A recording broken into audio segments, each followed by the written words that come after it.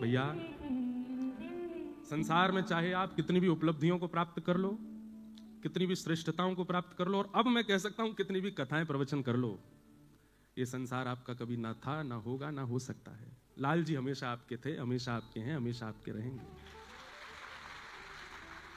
बहुत आसान होता है और किसी के ऊपर कुछ भी बोल देना, और उसमें भी विशेष रूप से अगर कोई कथा वक्ता हो, अगर कोई आध्यात्मिक व्यक्ति हो, क्योंकि उसका स्वभाव है वो मौन रहता है। आध्यात्मिक व्यक्ति का स्वभाव क्या? सबसे पहला परिचय आध्यात्मिक व्यक्ति का यही है कि वो मौन रहेगा, वो कुछ नहीं बोलेगा।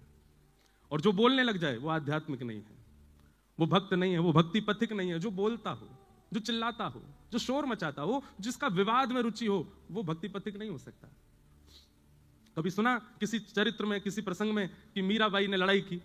कभी सुना कि गोस्वामी तुलसीदास जी ने युद्ध किया?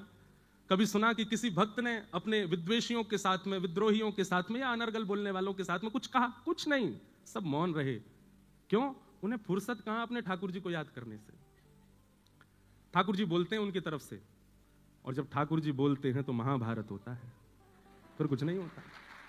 इसलिए यह संसार सकल जग झूठा, झूठा कुल रा नाता, मीरा के प्रभु गिरधर नागर, हरि चरणा चितराची। गिरधर जन्म मरण रा साथी, मैं यानी नाय बिसरूं दिन राती। हमारे जीवन का एक नव प्रसंग प्रारंभ हुआ। बहुत लोगों ने प्रेम दिया, बहुत लोगों ने स्नेह दिया, बहुत लोगों ने आशीष दिया, पर मुख में दांत 32 हैं, जीभ बार बार गड्ढे पे ही जाती है। कई लोगों ने ऐसी मुख दिखाई दी कि महाराज बस याद रहे जीवन भर। बाबा और हो गए हम, बाबा की इतनी बड़ी शादी, बाबा का ये, बाबा का वो।